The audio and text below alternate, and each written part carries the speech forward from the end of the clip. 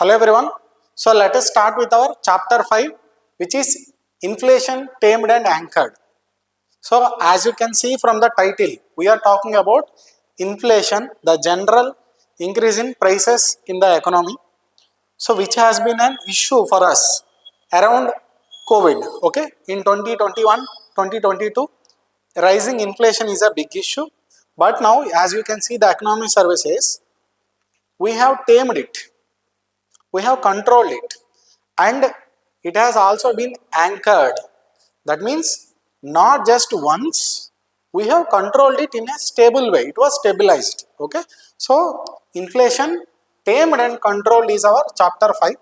So let us see just a 2 minutes basic so that we can understand what is given in the economic survey.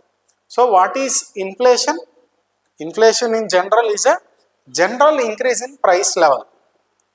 See, this is how good sustainable economies go. They will produce more, so people will receive real increase in incomes. Because there is more income, there is a general increase in price levels in the country. So, this year, I will earn 1 lakh as salary. Next year, my salary will increase to 1,20,000.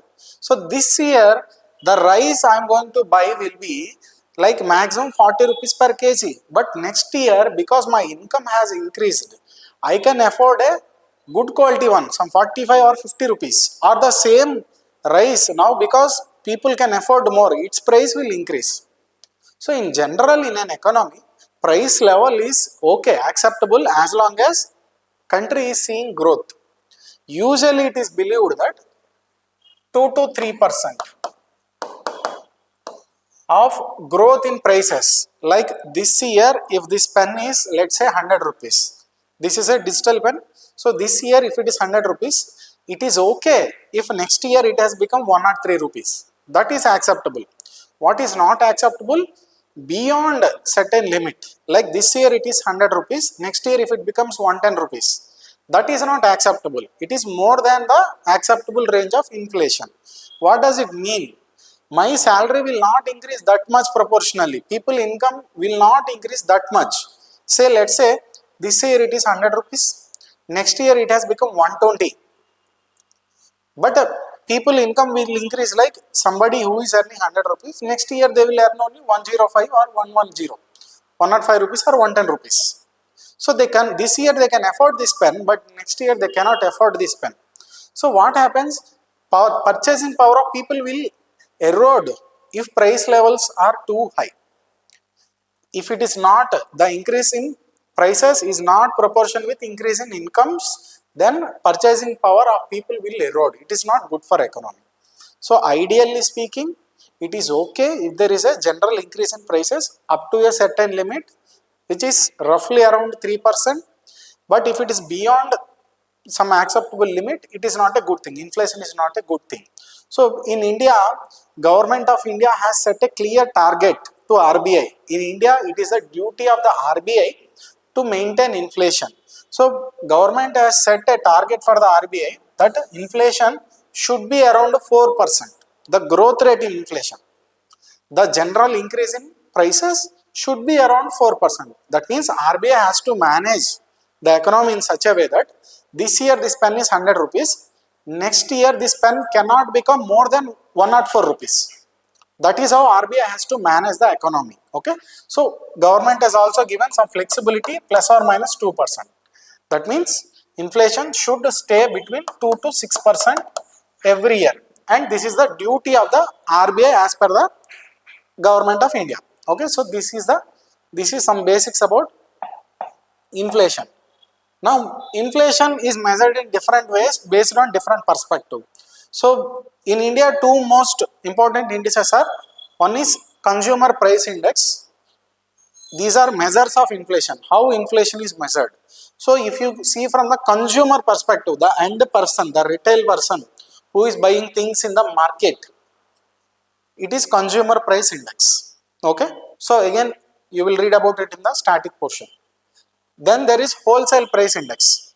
So when I am going to buy this pen in the market, the person who sold me this pen, he will not be making this pen. This pen is made in factory, and he will be buying these pens in wholesale. He will buy bulk at a single place. He is called a wholesale buyer.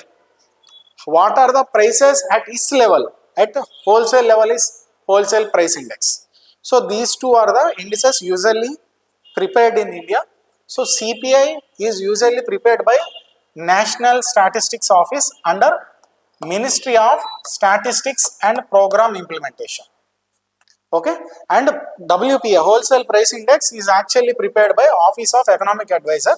Okay, so I think it is under Ministry of Commerce. Please check.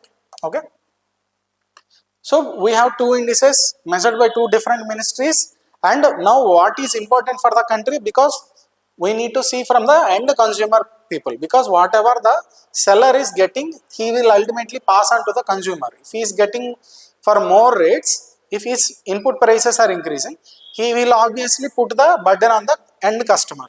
So RBI, the target set for the RBI is actually for CPI. Okay, RBI follows the consumer price index, how much the end consumers are feeling. This is the inflation structure in India. Okay, so acceptable limit is 2 to 6% or 4% plus or minus 2%. Okay, this is the acceptable band. Now another recent current affair you should know. Government is taking proactive measures to improve its statistics. We have already seen in this one of the previous chapters also, how government is improving its statistics, how government is getting real data by changing the base years of various aggregate measures, national aggregate measures. Like GDP base year has been shifting to, government is actively shifting to 2022-23 from 2011-12. Okay, then we are changing CPI to 2024 from again 2012.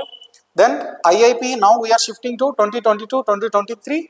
So government is changing these base years of many indices. Why? Because now government wants to get real-time data, understand structural changes in the economy. Many things are happening, like I will explain with the CPI in the next slide. Many changes are happening. Then to suit the international standards, methodologies, to align more closely with the global economy. Okay, so that is the reason government is changing the base years. Now our focus here is the CPI. You have to understand these changes in the CPI. This is from recent current affairs. So this is the past weightage. When I say I will measure the prices in CPI, which prices I will measure? That is the question. So whether I will measure housing prices, house prices, fuel prices, food prices, transport, health, education, how much is the school fee, etc. So these are the things I will measure. So these are the past ones. Now these are the indices share, percentage share in the new CPI. Okay, so apart from the change in the base year, now we are changing the composition, the components, the things we consider in the CPI. So I will consider most of the food and beverages prices. So food and beverages are 36.75%. It is very important to me because it is very important to the ordinary people. The more important, the more percentage weight we give to it. You can see some things like these things have seen reduction in weightage from previous CPI mix. Now some things have seen increase in its weightage. Now government has added some new things like digital and communication services, like OTT subscription or your mobile recharge. These things are not a big deal if you see in the past. There is no such thing like OTT subscription for everyone in 2011-12. So at that time it is okay for not include OTT subscriptions into calculation of CPI, measurement of prices. But OTT subscription nowadays it became very mandatory, and we have to take multiple OTT subscriptions. So that now situation is like that. Okay, so then we there is like mobile recharge. Mobile recharge is like 10 rupees, 20 rupees in the past, but now the mobile recharge cost is very high. Now everybody has to recharge for 300, 400 rupees now. So there is a general change in the structure of the people spending, etc. So when you have to catch that, you have to change the CPI. That is what exactly government did. Okay. So see these components again, these components we will come again in next slides. Now you have understood the basics, what is CPI and which is the what is inflation and which inflation we are talking about. We are mostly talking about CPI. Now let us see the global inflation trends. We already know this is how every chapter of the economic survey starts. They will start with what is happening in the world, global trends, then they will come to the Indian scenario. So global inflation trends. So if you see how the prices are moving of various products across the world, if you see general inflation rate, growth rate, okay, this year this pen is 100 rupees, next year this pen is 105 rupees. That means I have seen an inflation of 5%. Change in price is 5%. Now let's say this year 100, next year 105 rupees. That next year it is just 106 rupees. Very small change. This year it is 5%, but next year it is less than 1%. So, but next year also there is a growth. I have moved from 105 to 106. There is a growth, but the rate of growth has changed between this year and next year, because this year it is 5%, but next year the rate of growth is less than 1%. So when there is a reduction in rate of growth, we will call it disinflation. Okay, see, understand the difference between inflation, disinflation and deflation. Deflation means prices is decreasing. Okay, deflation. This year it is 100 rupees, next year it is 95 rupees. So price has decreased. It is what we call deflation. This year it is 100 rupees, next year it is 105 rupees. Simple increase is inflation. There is inflation every year, but the growth rate between different years. Now I am making a comparison between different years, not just 1 year. Inflation, I am just comparing 1 year with 1 year, but in disinflation I am bringing at least 3 years. What is the rate of inflation this year and what is the rate of inflation the next year? So when you compare rate of growth between 2 years, it is disinflation. And across the world, the predominant trend is disinflation. So between the previous rate of growth in the previous financial year, we are seeing less rate of growth in this financial year. Okay, so if you see the inflation trends across the globe, around like 2022, we had an inflation of 8.7%. So after COVID, during COVID, we have cut the supply chains. Movement was stopped, people and products movement. So oil supply from these Gulf countries has reduced to all the other countries. Prices have decreased. Then many food supplies from many countries like Ukraine and many other countries have stopped because of Russia-Ukraine war also. So there is a general increase in prices of oils and food products across the world after COVID and with Russia-Ukraine war, etc. So in 2023, 2022, the inflation is very high. See, when we talk about the world, usually we will not talk in financial years, because financial year vary from country to country. If you see, even in our previous class also, when I am talking about the world, I am talking about the normal calendar year from January to December. But when I am talking about India, I am particularly talking about financial years, because India has a clear financial year from April to March. There is no guarantee all other countries follow this trend. Okay, some countries may follow calendar year from Jan to December. It depends on that particular country. So for the world, as a common reference, we usually will speak in normal calendar year from Jan to December. So in 2022, we had 8.7% very high inflation rate, but now by 2025, it has come down to 4.2%. So world is seeing disinflation. Okay, this is disinflation. There is an increase. There is an increase from 2024 to 2025, but the rate has decreased. This is disinflation. So world is seeing disinflation. Advanced economies also seeing disinflation. So now inflation has cooled down 2 to 3%. Emerging countries like India, many African countries has also seen disinflation. But here there are two outliers. There is a there are two countries which are deviating from the trends. First of all, Japan. Japan is seeing increased inflation. It is not seeing disinflation. The rate of inflation is increasing in Japan. So you will see these countries, because now inflation is coming down, the central banks of these countries are cutting the interest rates. See, RBI also has cut the interest rates in India from 6 point something to it has become 5 point something, the repo rate, okay, interest rate. So interest rates are being cut across the world by many countries, central banks of many countries, but Japan is seeing increase in inflation. So Japan has increased its interest rate. So here you will see a divergence of pattern. Then coming to China. China is actually seeing deflation, okay, deflation. The prices in China are falling.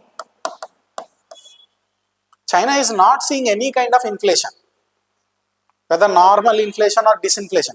China is seeing deflation. Why? Because China has developed so much capacity to produce, like so much of steel, so much of cement.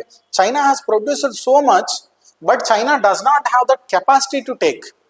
And world is seeing crisis like COVID, wars, trade wars, etc. So China production is too much, but the demand is very less. There is too much supply and the demand is too less. So the prices in China are falling. So China is seeing a stagnation in its economy and a deflation in its prices. Okay, so this is the global inflation scenario. Okay. So the same, whatever I have just explained you, it was given in the graphs. So overall world inflation is falling, you can see. So developed advanced economy is falling, emerging countries it is falling. Now here is the India, okay, and you can see the China becoming zero by 2025 and it is falling, okay, it is falling below zero, okay.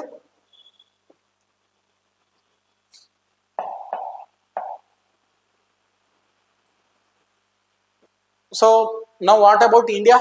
Now what is India's trajectory? We have seen the situation of the world.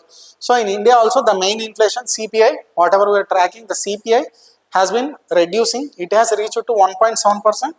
Our target is minimum 2%.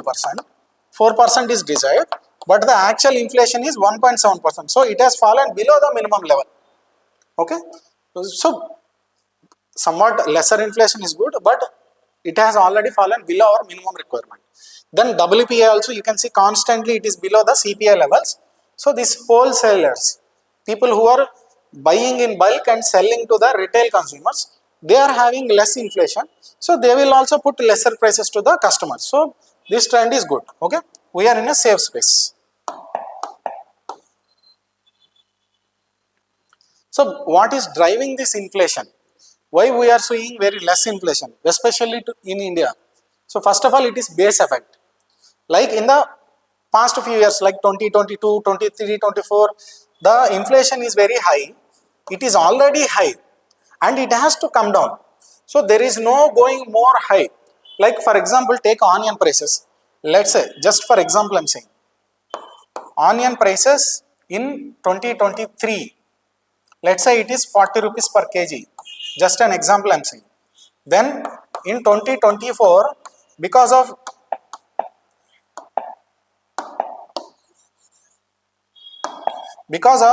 various reasons, let's say it has become 70 rupees. There may be any reason. The rainfall may not be good. There may be some supply shock. Anything can happen. Okay, suddenly for various reasons, onion price has increased too much. Now it is already too high. Now in 2025, it has to come down. In 2025, when we have good rain, etc., it has to come down. There is no going further. So because base effect is very high, so like here we have already seen too much increase. When you have already seen too much increase, either it has to come down, or even if you see increase, it will be very moderate, like let's say 75 rupees. We have had inflation, not deflation. So it will increase, but it will not increase as much as the previous year. This is called base effect. Because the previous year has already seen too much increase, now when I am comparing 2025 with 2024, 2024 is my base. Now this year I am comparing the inflation rate, how much prices has increased this year with the previous year. So when I am calculating this percentage, my base year is 2024 and 2024 already has seen too much increase. So the base is already very high. So rate of inflation is very less. Okay, here you can see 30 rupees has increased, here it has only 5 rupees has increased. Okay, so this is called base effect. That is why you are seeing reduction in inflation rate in India. That is one thing. Then moving on to fall in food prices. So in reality in 2025 in India, we have seen a good monsoon. Okay, there is a good weather, good climate. So now there is a good production in agriculture. So food prices have come down and government also taken many measures like we have seen in previous class also. Whenever there is a possibility of price increase, what government has done? Government has put export restrictions. Then import wise also, if government wants more inputs, government will reduce import duty. If government wants to stop inputs, government will increase import duty. So government is also using its trade policy to control supply in India. So because of these kind of factors like weather and government trade policy etc., now food prices were controlled. So combined with base effect and food prices, inflation in India over the years have come down. Okay, these are the two reasons. Now as I told you, so first of all we have seen good monsoon, good temperatures, good factors, so that vegetables etc. are produced nicely.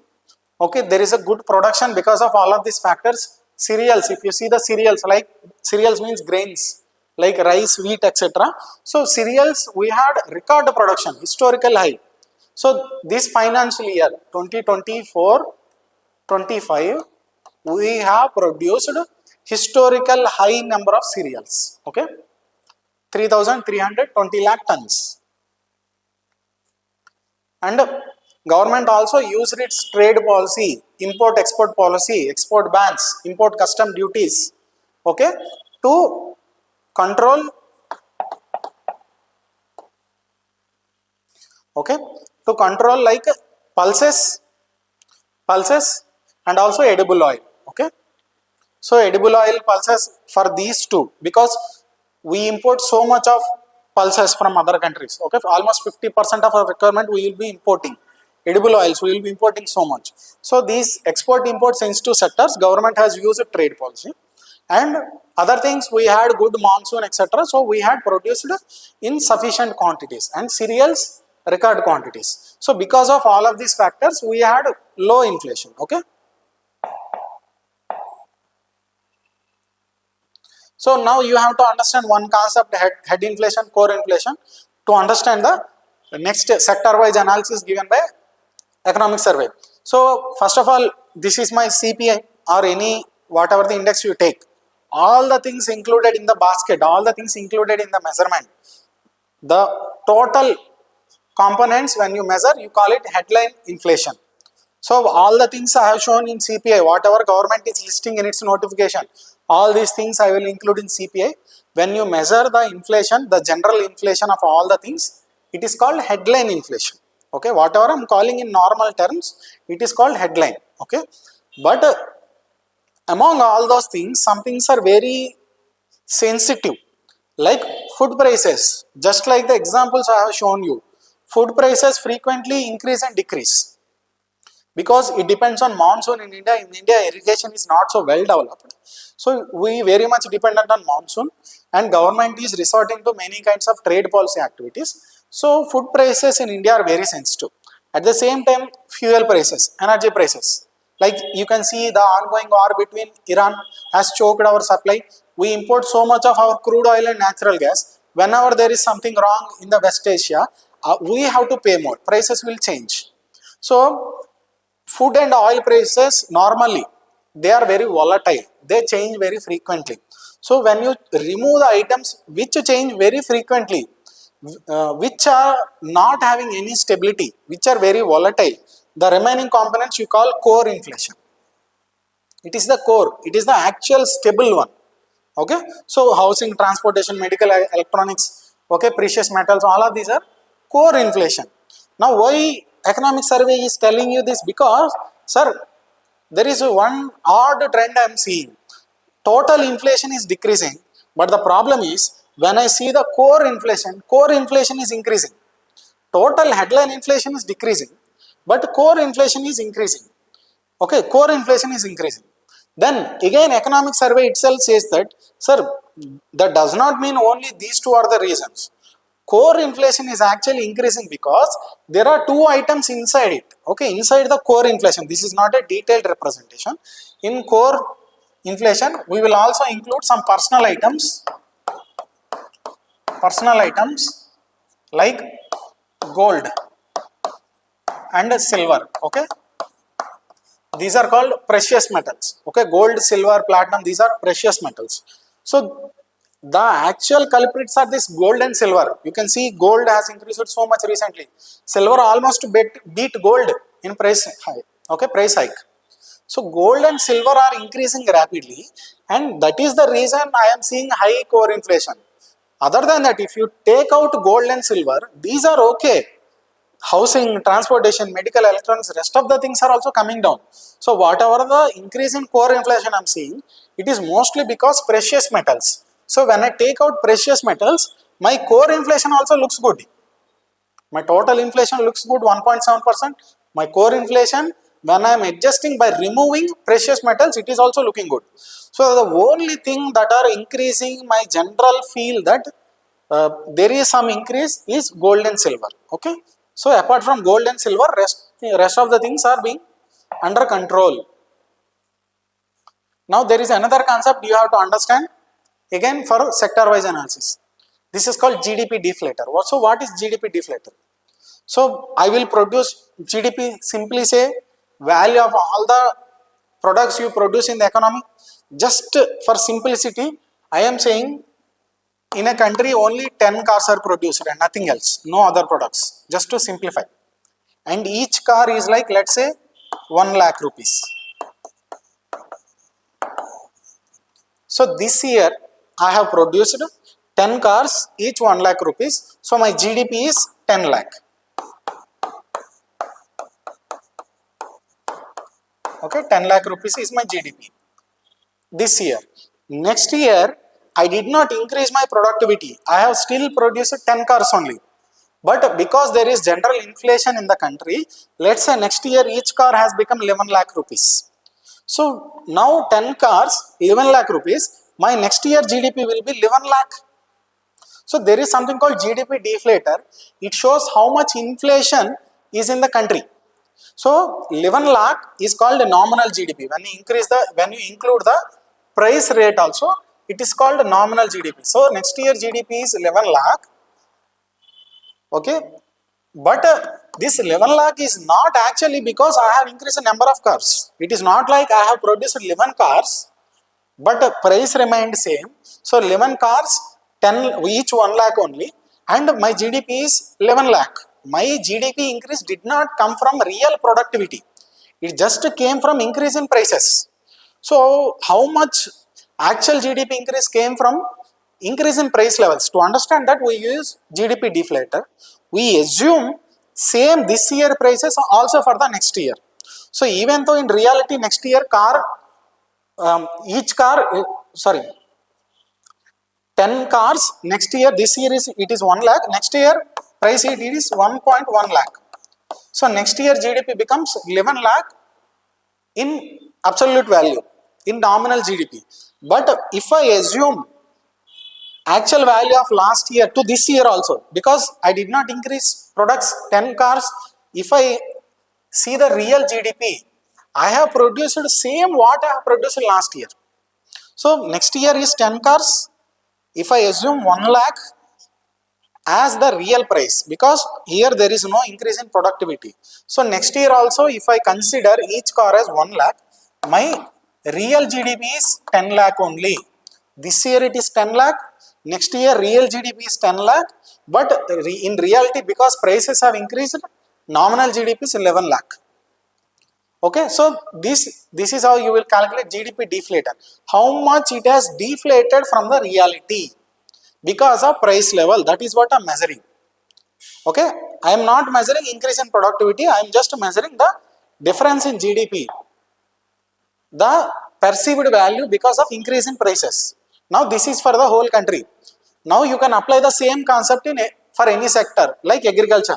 If I say agriculture GDP deflator, how many bags of rice I have produced this year? Let's say 10 bags. What is the price of 10 bags this year? So, and what is the price of the same 10 bags next year? So, prices, if I keep without changing, it comes real GDP. Prices, if I include changed prices, it becomes nominal GDP. The difference shows me how much change has occurred in the country. Okay, because of price level. So, only agriculture products I will consider, it becomes agriculture deflator. Let's say manufacturing sector, okay, secondary sector or secondary sector. So, if I include only manufacturing products, it becomes manufacturing deflator, manufacturing GDP. So, I will exclude agriculture products, I will exclude services, I will exclude construction, etc. I will include only manufacturing products. I will calculate the value of the manufacturing products. I will calculate the manufacturing products with increased prices. So, I will get the manufacturing GDP deflator. Now, why economic survey is telling you all this? Because it says that, sir, you have to understand one thing. Manufacturing GDP deflator is showing some erroneous pattern. We are seeing an odd pattern. What is that, sir? Like manufacturing prices are not increasing. The GDP deflator of agricultural sector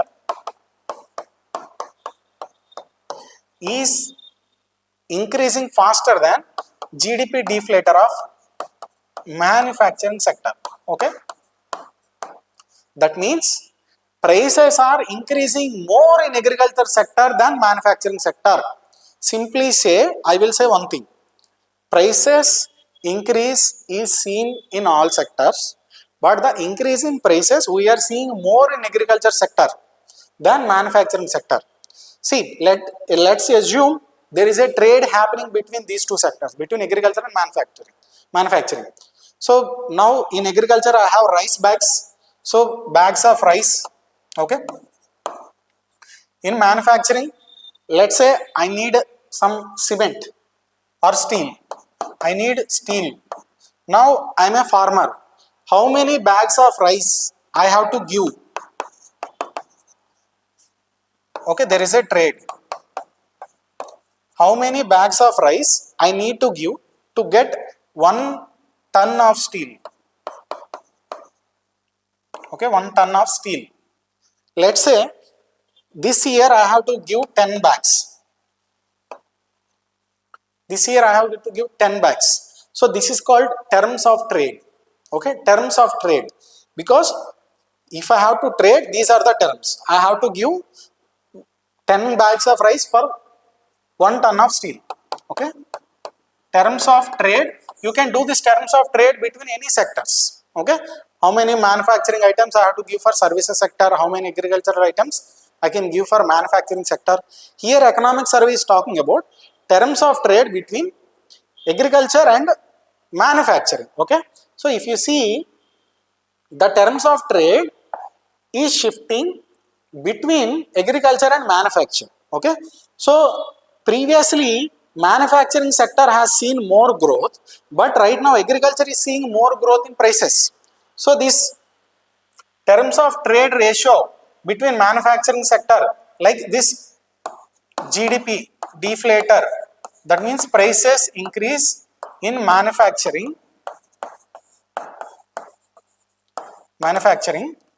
by prices increase in agriculture, that means GDP deflator in agriculture sector.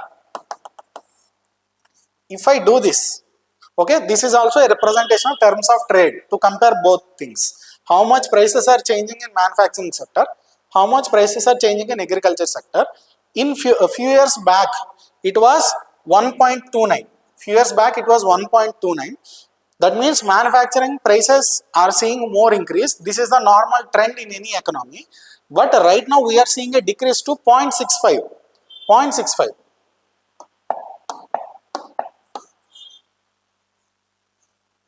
So previously it was 1.29, but it is 0.65. 1.29 means more than 1 means previously manufacturing has seen more increase, but now it has fallen below 1. 0.65. That means now agriculture is seeing more increase in prices. See, do not get confused by all of this.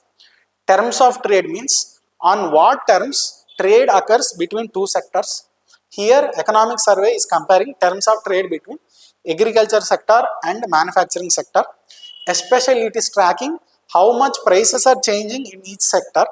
So that prices are increasing more in agriculture than manufacturing. So we are seeing a lesser price levels in manufacturing. What does that mean? That means if I am an investor, I am getting more returns in agriculture, not in manufacturing. I can invest in agriculture or manufacturing, but agriculture prices are increasing fast. Manufacturing prices are not increasing fast. That means investors will show preference towards agriculture. So economic survey indeed sees many people are coming back to farming than going to manufacturing. Okay, then there is another thing also. Now how much I am contributing to the GDP? So GDP contribution, previously manufacturing, like some 5 or 6 years back, share of manufacturing in GDP is around 17 to 18%. But because other sectors are growing fast because of price increase, services is growing fast, agriculture is growing fast, but manufacturing is not showing that much increase in price levels. Okay, nominal GDP I am talking. Okay, sorry, nominal GDP I am talking. So manufacturing sector previously like 18% of in our economy share, but right now it is around 14 to 15%. So it looks like manufacturing share has fallen, but in reality it is actually because of prices. We have seen this concept in one of the previous classes also. So manufacturing share in nominal terms is coming down because we are not seeing price increase in manufacturing. It will be a problem for the people involved in manufacturing. They will not get best profits. They will not feel any motivation or incentive. And this is happening because of many structural reasons. Okay, because government has given many incentives to the farmers in agriculture sector, MSP. Okay, many insurance schemes. Government is coming up with so much support for the agriculture sector. So now we are seeing good growth in agriculture sector in terms of prices, but the same is not happening in the manufacturing. So government has to streamline this supply chain from farm to fork, till the fork of the customer. Government has to see that, because this is how supply chain goes. Okay, I will produce some rice, okay, or some wheat. I will transfer that wheat in the manufacturing sector. That wheat is converted into bread, and bread will be sold from wholesalers to retail sellers, and in the house I will make my bread omelette. Okay, so this is how from farm to fork it goes. So we have to streamline all the steps in the process so that everyone will be benefited, not just agriculture sector, manufacturing sector is also benefited. So government can invest in like cold storage, logistics, etc., road infrastructure, rail infrastructure, storage infrastructure, etc. Government has to focus. So this one pattern of not enough increase in price levels in manufacturing is being highlighted by economic survey. Then moving on. Okay, again, like it has compared agriculture and manufacturing. Now economic survey is comparing this volatile in rural versus urban. So if you see the rural inflation and urban inflation, see here, anything simply it can be observed from the image. So you see the inflation trends in rural areas. So rural areas are seeing increase, decrease, increase, decrease, increase, decrease. So previously rural inflation is more than urban inflation, but now it has come down to lower than urban inflation. Urban inflation you can see more or less stable. So in prelims, if a statement comes like this, rural inflation is more volatile than urban inflation, yes, it is true. Yes, it is true, because you can see here increase, decrease, increase, decrease. On the other hand, urban inflation is comparatively stable. Okay, and then it is talking about inflation trends in various states of India.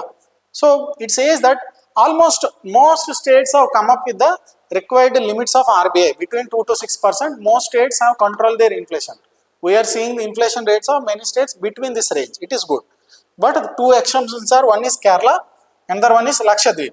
Why this Kerala and this UT of Lakshadweep did not control this inflation? We are seeing high inflation in these regions because they are having higher wages. Okay, they are having high wages, high wage rates in their state.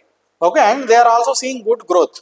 So with more growth rate, there is more inflation. Okay, then government is economic survey is also saying, sir, on the other hand, what is the reason for the other states? So those states who are having high manufacturing, okay, high manufacturing output. So manufacturing is included in industrial sector. So we have seen three sectors in economic survey in previous classes also: agriculture sector, industrial sector, services sector.